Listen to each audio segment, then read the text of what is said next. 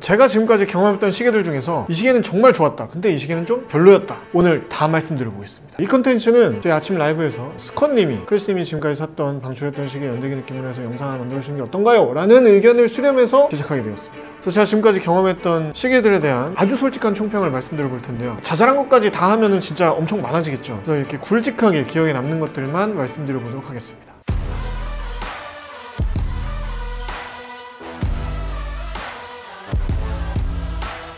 자, 일단 때는 바야흐로 제가 의정부에 살 때 아마 초등학생 때였을 거예요. 그때 저는 첫 시계를 사게 됩니다. 바로 돌핀 시계인데요. 문방구에서 한 10,000원대 정도 주고 부모님이 사주셨던 것 같아요. 지금 생각해보면 이제 중국 OEM의 한국 브랜드였던 것 같은데 첫 시계였던 만큼 되게 엄청난 애정을 줬었습니다. 막 잘 때도 차고 자고 엄청 자랑하고, 물론 이제 돌핀 차는 친구들이 많았지만 100m 방수에 버튼도 되게 큼지막하게 있고 기능이 되게 많았어요. 기본적인 뭐 알람이나 타이머나 뭐 듀얼 타임, 라이트, 뭐 스탑워치, 그런 기능들이 다 있었던 것 같아요. 그래서 실제로 이제 친구들이랑 놀이를 할 때 그 기능들을 쓰면서 놀았고, 당시에 맥가이버라는 그런 영화가 있었거든요. 뭔가 맥가이버가 된 그런 느낌이었습니다. 이게 뭐 단종됐겠죠. 근데 지금 나와도 되게 레트로한 느낌으로 차는 사람들이 있을 것 같은데 꽤 인기를 얻지 않을까 싶습니다. 그래서 그거 차고 망가질 때까지 이제 계속 잘 차다가 생각보다 좀 튼튼했던 것 같아요. 뭐 중간중간 또 뭐 이런저런 시계를 찼었겠죠. 그러다가 고등학교 때 드디어 제가 처음으로 알바비를 모아서 시계를 사게 됩니다. 그때 이제 지샥이 유행이었는데 프로그맨을 물론 사고 싶었죠. 근데 그거 너무 비쌌어요. 그때 당시 돈으로 몇십만 원 했으니까 40~50만 원만 이랬던 것 같은데 당연히 못 샀고, 지샥 중에서 오토라이트를 했을 때 돌고래가 나오는 이 투명 케이스와 브레이슬릿의 시계를 샀었습니다. 엄청 고민하다가 막 샀죠. 한 7만 원 정도 주고 샀던 것 같아요. 정확한 디자인은 생각이 안 나는데 조금 이런 느낌이었습니다. 아, 내가 드디어 지샥을 차는구나 라는 생각과 함께 교복에 너무 좀 잘 어울린다는 생각을 스스로 하면서, 이 오토라이트가 너무 신선하잖아요. 가만히 있다가 손목을 딱 돌리면 라이트가 딱 켜지는 거예요.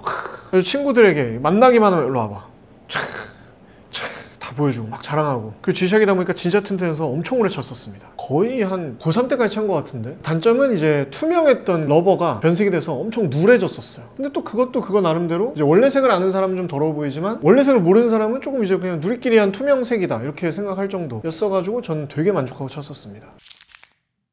자, 그리고 이제 대학생 때는 뭐 OST 시계도 한번 차보고 뭐 이런저런 저렴한 시계들 차보다가 제가 이제 ROTC를 했죠. 장교로 임관을 하게 됩니다. 그때부터 이제 제가 돈을 벌기 시작해요. 알바비가 아니라 진짜 월급을 벌기 시작하죠. 그때 구매한 시계 바로 요겁니다. 켈빈 클라인 시계였어요. 버터플라이 클라스프 때문에 착용감이 되게 좋았고, 케이스 크기가 큰 편이죠. 한 42mm 정도 되는 것 같아요. 디자인이 되게 컨템퍼러리하죠. 살짝 이제 비대칭이고, 개인적으로 엄청 만족하면서 차고 다녔었습니다. 전체가 다 실버 색상의 메탈이라서 뭐 당연히 군복에는 안 찼고 사복을 입을 때 어떤 옷에나 잘 어울려서 너무너무 잘 찼었어요. 근데 이제 백화점에서 샀는데 제가 구사단, 백마부대, 백마! 출신입니다. 그때 좀 좋았던 게 위수 지역이 일산까지였어요. 그때 일산 롯데백화점에서 한 32만 원 주고 샀던 걸로 기억합니다. 근데 제가 이제 시계라는 카테고리를 다루면서 가장 많이 말씀드렸던 게, 시계는 시계 전문 브랜드의 시계를 사야 된다, 토탈 패션 브랜드 시계는 사면 안 된다, 뭐 이런 얘기를 많이 했었잖아요. 근데 왜 자기는 켈빈 클라인을 차냐 궁금해하실 수 있는데, 당시에는 켈빈 클라인 워치스 앤 주얼리가 스와치 그룹 소속이었어요. 한마디로 스위스 메이드였어요. 1997년부터 2019년까지. 근데 이제 2019년이 되면서 스와치 그룹과의 계약이 종료가 되고, 이후에는 패션 브랜드들 시계 만드는 회사로 넘어갔는데, 그 라이센스가 그때부터는 진짜 그냥 패션 시계가 됐죠. 그래서 그 이후에 나오는 켈빈 클라인 시계들은 못 본 지 되게 오래됐습니다만 아마 무브먼트를 비롯해서 뭐 여러 품질이 좋지 않을 거다라는 예상이 됩니다. 참고로 이거는 쿼치 시계였어요. 사복 입고 이제 차고 다닐 때마다, 당시에도 제가 뭐 여성분들을 만나지 않았겠습니까? 여성분들이 진짜 좋아했었어요. 되게 예쁘다고. 나는 이제 시계 관심 없는데 이 시계는 진짜 예쁘다, 이런 얘기를 좀 몇 번 들었었죠. 그래서 이 시계를 회사원일 때까지도 착용을 했었어요. 근데 회사원일 때 더 많이 찼던 시계, 제가 진짜로 너무너무 좋아했어서 아마 가장 많이 찼던 것 같아요. 티쏘의 클래식 드림. 예전에 영상들에서도 많이 말씀을 드렸었는데 지금 차도 되게 그 핏한 느낌이 딱 살아있네. 제가 결혼식 사회를 굉장히 많이 봤어요. 엄청나게 많은 커플을 제가 사회를 봐줬는데, 그 중에 한 명이 이제 스위스로 신혼여행을 갔다가 거기서 살아준 티쏘의 시계였습니다. 지금도 기억나는 게, 의정부의 어떤 고깃집에서 그 친구가 자기가 뭐 선물 사왔다고 하면서 딱 티쏘 박스를 딱 열어서 보여주는데 너무너무 예쁜 거예요. 이 로만 인덱스며 골드 어떤 핸즈들, 크라운도 이제 골드고 너무 예쁜 거야. 심플하면서 케이스 크기도 딱 적당하고 굉장히 드레시하고 블랙 다이얼에 블랙 레더 스트랩까지, 아주 기가 막히다는 생각이 들었습니다. 제가 회사 다닐 때는 아직 정장을 계속 입는 문화였는데 정장이 너무너무 잘 어울렸어요. 이것도 이제 마찬가지로 컷이었습니다.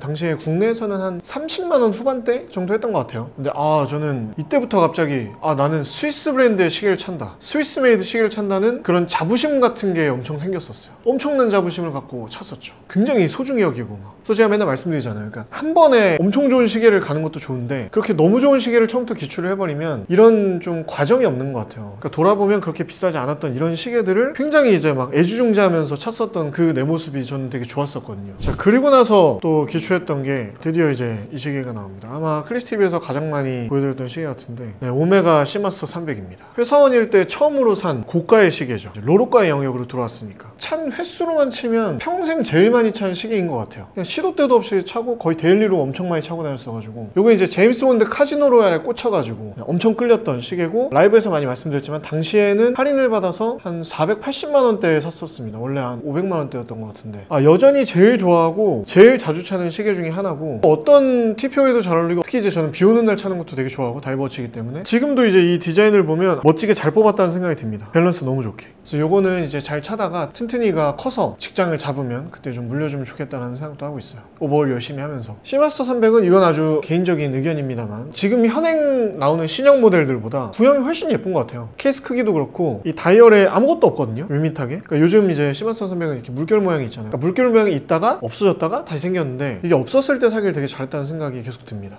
너무 깔끔하고 남성스럽고 너무 예쁜 시계예요. 실버랑 블랙이랑 이 레드 컬러의 조합도 너무너무 좋고, 차고 다니다 보면 뭐 이렇게 운전하다가 터널 들어갈 때 있잖아요. 그 야광이 슈퍼루미노바겠죠? 엄청 뚜렷해요. 제가 가진 혹은 차봤던 모든 시계 중에 거의 제일 뚜렷한 것 같아요. 그래서 진짜로 뭔가 유사시가 되면 물론 이제 뭔가 쿼츠 시계를 차는 게 제일 좋겠지만 그게 안 되면 요걸 차고 있으면 좋겠다는 생각도 듭니다. 워킹데드에서 릭이 이제 오토매틱 워치를 계속 찾던 것처럼. 장점만 제가 너무 얘기한 것 같은데요. 단점 너무 무거워요. 진짜 너무너무 무거워요. 손목에 내가 시계를 차고 있다는 걸 한순간도 빼놓지 않고 느낄 수 있고, 특히 이제 제가 아마 스웨덴 갈 때였을 거예요. 폴스타 컨텐츠 하러 스웨덴 갈 때 이걸 차고 갔던 것 같은데 손목이 너무 아픈 거예요. 그래서 진짜 그때 어떻게 했냐면 왼손이랑 오른손을 번갈아 가면서 찼었어요. 비행기에서. 아무렇게나 놓을 수는 없으니까 또 가방 안에 넣어놓거나 그럼 좀 이제 불안하잖아요. 그래도 몸에 있는 게 좀 좋잖아요. 그래서 왼손 오른손을 번갈아 가면서 계속 차면서 유럽까지 갔다. 너무 무거워요. 지금 신형은 어느 정도인지 모르겠습니다. 근데 구형은 진짜 너무 무거워요. 다음은 드디어 나옵니다. 또 제가 엄청 오래 찾던 시계 중 하나죠. IWC 포르투기저 크로노그래프 3714 모델. 이것도 이제 회사원일 때부터 소개를 드렸었죠. 당시에는 1000만 원이 안 됐어요. 당시 모델은 범용 무브먼트인 에타 무브먼트가 들어가 있었죠. 당시에는 좀 욕도 좀 먹었었습니다. 근데 이제 2019년부터 IWC가 인하우스 무브먼트 정책을 발표를 했었던 것 같아요. 그리고 2020년부터 이 모델에도 인하우스 무브먼트가 적용이 되면서 시리얼 넘버가 3716으로 바뀝니다. 일단 이 IWC 시계를 좋아했던 이유는 IWC 진짜 디자인을 진짜 기깔나게 뽑는 것 같아요. 그러니까 최근에 나온 인제니어도 마찬가지고, 특히 이제 IWC 포르투기저 크로노그래프 모델은 세상에서 제일 잘생긴 시계 탑에 들어갈 수 있을 정도로 굉장히 잘생긴 시계라 생각합니다. 그래서 이제 예물로도 많이 하죠. 저 같은 경우에도 결혼을 할 때 블루 다이얼에 크로노그래프를 착용했던 적도 있었죠. 그거는 이제 IWC에서 대여를 해주셨던 시계이긴 했는데, 그거는 또 그거 나름대로 제가 그때 네이비 턱시도를 입었기 때문에 거기에 너무너무 잘 어울렸었죠. 근데 아직도 저는 이 화이트 다이얼에 골드 인덱스의 골드 엔즈가 제일 예쁜 것 같아요. 디자인이 이제 드레시하면서도 살짝 스포티해서 수트는 물론이고 캐주얼까지 은근히 어떤 옷에도 되게 잘 어울렸었어요. 그래서 제가 너무너무 좋아했던 시계고, 아시겠지만 지금은 제가 안 가지고 있는데 한때 또 엄청 많이 차고 다녔었습니다.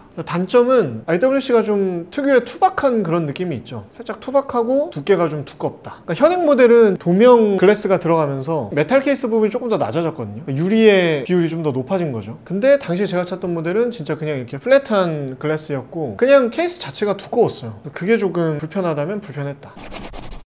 자, 다음으로 이제 또 제가 시티즌과 협업 컨텐츠를 하면서 이제 또 시티즌 시계를 차게 됩니다. AT8154 82L 모델이었죠. 이 모델은 일단 시티즌의 대부분의 시계에 들어가는 기능인 에코 드라이브 기능이 이제 탑재가 되어 있어서 말 그대로 이제 햇빛뿐만 아니라 인공 조명까지도 빛이란 빛은 다 흡수해서 동력으로 전환할 수 있는 그런 엄청난 기술이었어요. 그런 댓글을 또 제가 읽었었죠. 시계를 어디 보관함에 넣어놓고 입고 있었는데 갑자기 그 시계를 찾다가 갑자기 딱 열자마자 빛을 흡수하더니 막 돌더니 시계가 딱 맞춰졌다. 말씀드렸듯이 시티즌은 진짜 현대 현대적인 엄청난 그런 기술들을 가지고 있는 브랜드죠. 그리고 또 이 모델에는 라디오 컨트롤도 들어있었어요. 세계에 뭐 한 5개인가? 이렇게 라디오 송신탑이 있어요. 근데 그걸 통해서 매일 새벽 2시에 시간을 수신합니다. 그래서 내가 어느 나라에 있든 그 나라에 맞는 시간으로 맞춰주는 거예요. 뭐 이외에도 이제 뭐 무슨 위성에서 시간 쏴주는 기능 뭐 별의별 게 다 있죠. 첨단 시계를 차는 느낌이 되게 좋았고, 시티니 또 잘하는 것 중에 하나가 이 티타늄 모델들이 있잖아요. 착용감이 엄청나게 가볍습니다. 그래서 진짜 무슨 장난감 시계를 찬 수준으로 거의 안 느껴질 정도로 시계가 가벼워서 굉장히 편했었고, 딱 봐도 디자인도 예뻤었죠. 이것도 이제 당시에 그 시티지랑 협업을 하면서 시티지 측에서 이제 선물로 주신 시계였는데 아마 당시 가격이 100만 원대였던 것 같아요. 근데 이제 단점은 케이스가 크기가 약간 크고 드레시한 느낌이 좀 적어가지고 제가 평소에 입는 이런 의상에는 좀 소화하기가 힘든 적들이 좀 많았습니다.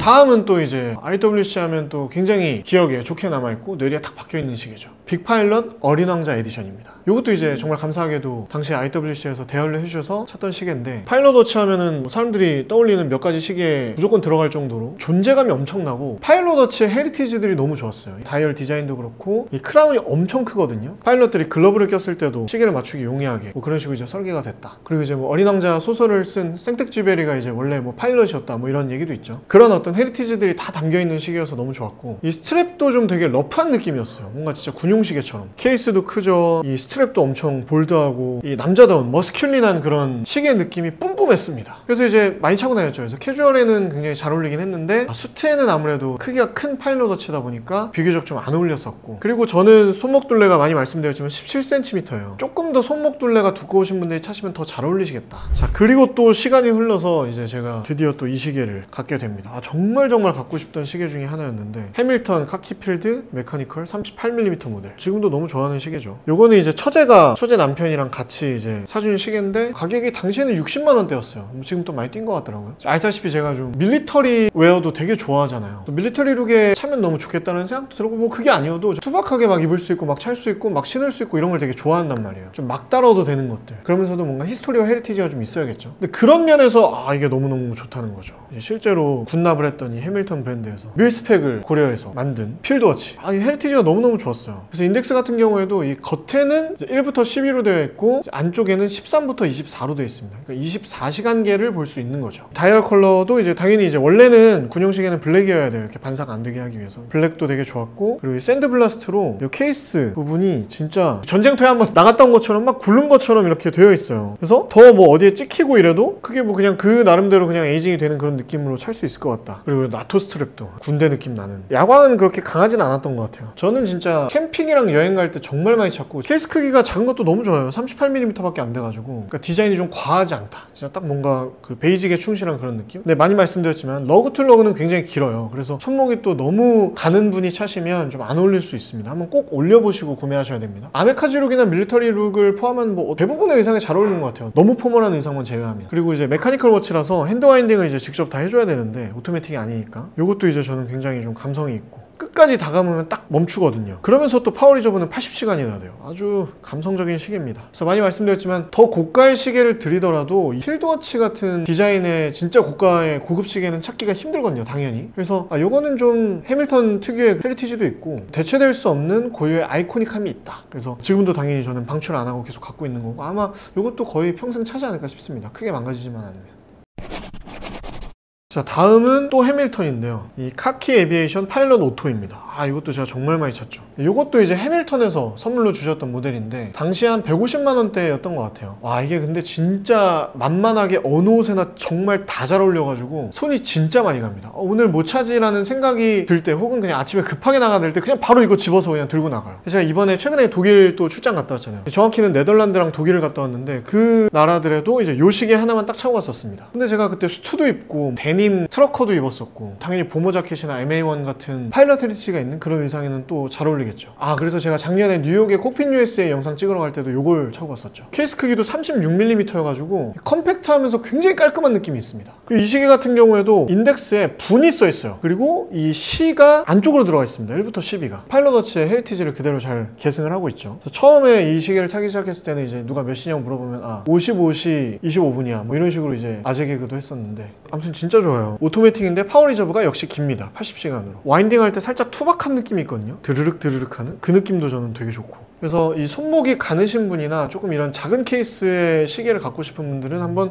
꼭 시작을 해보시면 좋을 것 같아요. 그 다음은 이제 제가 결혼하고 나서 트위티님이 이제 저에게 사준 예거르쿨트르의 마스터 울트라 신 문 모델입니다. 뭐 울신문이라고 보통 부르죠. 요거는 이제 당시에는 한 1,300만 원 정도 했던 것 같은데 지금은 1,800만 원대인가? 아무튼 되게 올랐더라고요. 예거르쿨트르의 드레스워치로는 당연히 이제 리베르소도 굉장히 좋아하는데 울신문이 좀 더 어릴 때부터 좀 갖고 싶었고, 그래서 이제 요거를 사게 됐고, 개인적으로 이제 리베르소는 뭐 현행 모델들도 너무 예쁘긴 한데 기회가 되면 많이 말씀드렸지만 굿선문 모델을 어떻게든 구해가지고 좀 갖고 싶다는 생각을 하고 있습니다. 이 예거르쿨트르의 시계들은 보고 있으면 아트피스 같은 느낌이에요. 가끔 이렇게 그냥 멍하게 보면서 감상을 하게 됩니다. 근데 깔끔하고 전체적인 밸런스도 좋고 문페이지 별들 반짝반짝거리는 것까지 멋지게 드레시한 느낌. 단언컨대 숫자에 가장 많이 차는 시계가 이걸 것 같아요. 이름 그대로 얇고 가벼운데 팔 근처에 놓고 이렇게 흔들어 보면 이 로터에서 이렇게 장난감 시계 같은 소리가 좀 크게 나요.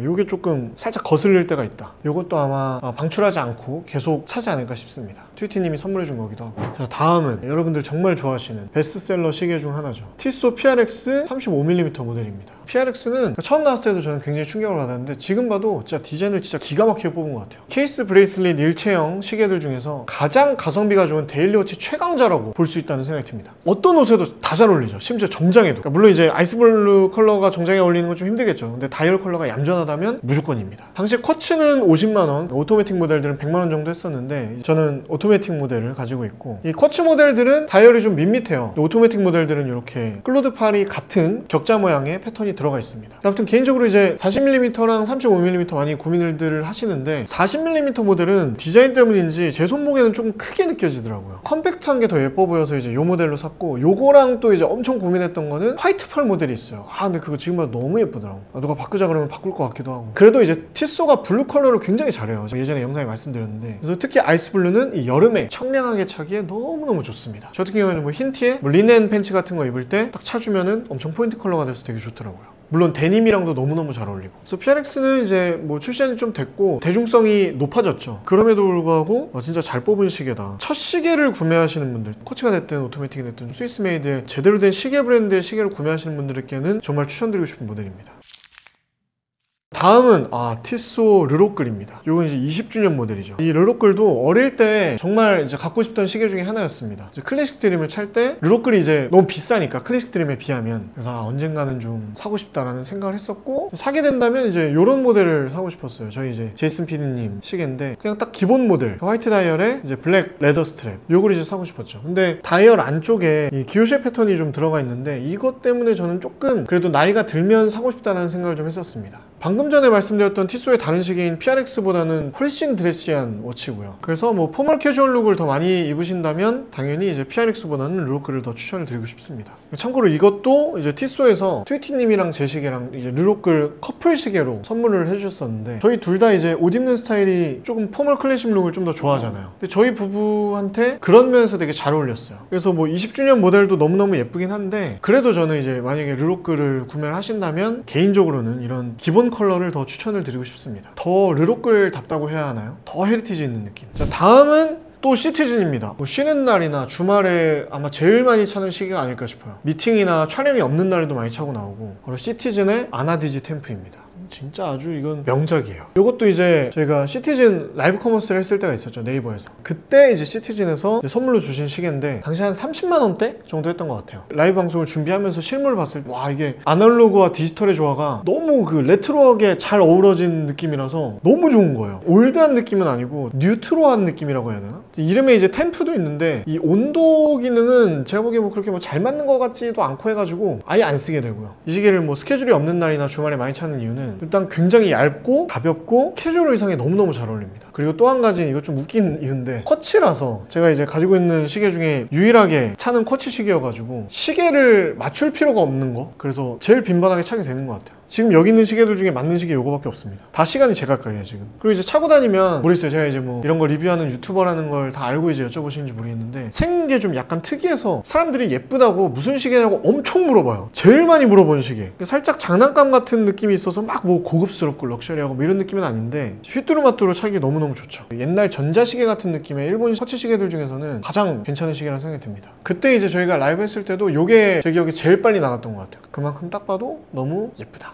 다음은 이제 가장 최근에 제가 기초한 시계죠. 파르미지아니 플러리에의 톤다 PF 36mm 오토매틱 모델입니다. 오늘도 사실 요거 차고 왔는데 이번에 이제 스위스에 다녀와서 파르미지안이 뽕에 차서 이제 기출을 하게 된 시계죠. 파르미지안이 영상에서도 말씀을 드렸지만 세계 몇 대 브랜드 시계라고 불려지는 그런 시계들의 파츠를 이 파르미지안이 매니팩처에서 만들더라고요. 그래서 그것들을 보고 나서 브랜드 밸류가 진짜 엄청난데? 라는 생각이 들면서 기출을 했는데 결국에는 제가 가져봤었던 혹은 지금 가지고 있는 모든 시계를 통틀어서 가장 고가의 시계가 됐습니다. 스위스에서 한국 돌아와서 뭐 어떤 시계를 좀 기초하면 좋을까 고민을 했었어요. 근데 저는 일단 이런 그레이 다이얼을 좀 갖고 싶었고 후보가 두 개였습니다. 41mm 라트라팡테 모델이랑 36mm 요 모델. 그래서 한 두 번 정도 갔었죠. 저 혼자서도 가고 트위티님이랑 튼튼이랑 이제 셋이서도 가고 위에 수트 자켓도 입어보고 반팔로도 입어보고 워크 재킷이랑도 입어보고 별의별 난리를 다 하면서 거의 뭐 1시간 넘게 있었던 것 같아요. 고민을 하다가 결국에는 요걸 골랐는데 진짜 잘 고른 것 같아요. 왜냐면 이제 가격도 라트라팡테가 훨씬 비싸거든요. 그러니까 이거는 좀 잘 못 차고 다닐 것 같다는 생각이 들었어요. 너무 이제 모시게 될 것 같은 느낌? 그래서 너무 이걸로 잘 골랐고 디자인만 보면 보기에는 굉장히 심플하고 심심해 보이는데 실제로 보면 생각보다 블링블링하고 만듦새가 진짜 좋아요. 그래서 제가 좋아하는 부분은 이 햇빛이 딱 비쳤을 때 이 핸즈가 이렇게 떠 있잖아요. 이 핸즈의 그림자가 다이얼 위에 같이 비치는 모습이 너무 아름다워요. 그래서 제가 이제 평소에 너무 막 이렇게 과시하는 쇼오프하는 럭셔리를 별로 안 좋아하잖아요. 근데 그런 콰이어트 럭셔리 기조에도 굉장히 잘 맞는 브랜드이자 시계라는 생각이 좀 들었었습니다. 근데 막상 이제 기초하고 나니까 디자인 자체도 굉장히 부담 없고 보시다시피 뭐 거의 아무것도 없기 때문에 초침조차 없습니다. 데일리로 부담 없이 찰 수 있는 스포츠워치로 너무너무 좋아요. 럭셔리 스포츠워치를 갖고 싶다는 생각을 했었는데 거기에 딱 맞았던 것 같아요. 반면에 인지도는 엄청나게 떨어지기 때문에 일단은 제가 이걸 차고 다니면 아무도 모르고요. 그리고 주변에서 이제 가격을 얘기해주면 이제 그 돈 씨라는 얘기를 많이 합니다. 이제 무슨 말인지 알아요. 근데 이제 반면에 예를 들면 워치스 앤 원더스에 가거나 아니면 또 이런 시계 좋아하시는 분들 모임을 모이거나 아니면 이제 저 같은 경우에는 감사하게도 이제 럭셔리한 그런 행사에서 초대를 많이 해주시잖아요. 그런 데에 차고 가면 알아보시는 분들이 계시거든요. 이게 어쨌든 파르미지안이 엔트리급 모델임에도 불구하고 파르미지안을 찾다는 것만으로도 굉장히 막 시계를 엄청 좋아하고 이제 조예가 깊고 막 그런 사람처럼 생각을 해주시더라고요. 오히려 그런 걸 생각했을 땐 가성비가 좋다는 생각까지 들더라고요.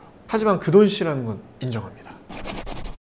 마지막으로 이제 지금 현재 제가 갖고 싶은 기초하고 싶은 모델 두 개를 또 말씀을 드려보면 이제 많이 말씀드렸죠. 이제 롤렉스 데이트저스트 윈블던 로즈골드 롤레조 모델을 갖고 싶었어요. 원래는 이제 그걸 먼저 사고 싶었는데 이제 이게 이번 스위스 갔다 오면서 눈에 들어와서 우선순위가 밀렸는데 윈블던 모델 제가 옛날부터 되게 좋아하기도 했었고 가장 큰 이유는 트위티님이 레이디 데이트저스트를 너무너무 잘 차고 다녀서 진짜 너무너무 좋아해요. 그거를 너무너무 행복해하고 그래서 커플워치로 좀 같이 찼으면 좋겠다. 저는 뭐 개인적으로 초코판을 별로 안 좋아해서 아예 똑같은 시계 차는 것보다는 제가 좋아하는 윈블던이면서 브레이슬릿만 똑같은 걸로 그래서 좀 시밀러 룩 같이 커플 시계를 했으면 좋겠다는 바람이고요. 두 번째는 이제 스피드마스터 칼리버 321이 왜 이렇게 땡기는지 요즘에 제가 라이브에서 진짜 노래를 하죠. 이게 그냥 일반 그 스피드마스터 프로페셔널 모델들이랑 비교했을 때 한 가격이 2배 정도 차이가 나죠. 문어치의 헤리티지를 이제 그대로 계승한 무브먼트가 들어갔기 때문인데 이것도 이제 좀 그 돈씨일 수 있어요. 왜냐면 딱 겉으로 봤을 때는 그걸 잘 모르겠거든요. 근데 이제 일단 내가 알잖아요.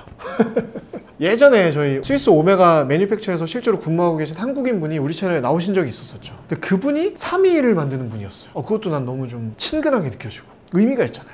제대로 된 크로노그래프 시계를 하나 갖고 싶다는 생각을 좀 하고 있는데 그게 스피드마스터 칼리버 321이면 좋겠다라는 바람이 있습니다.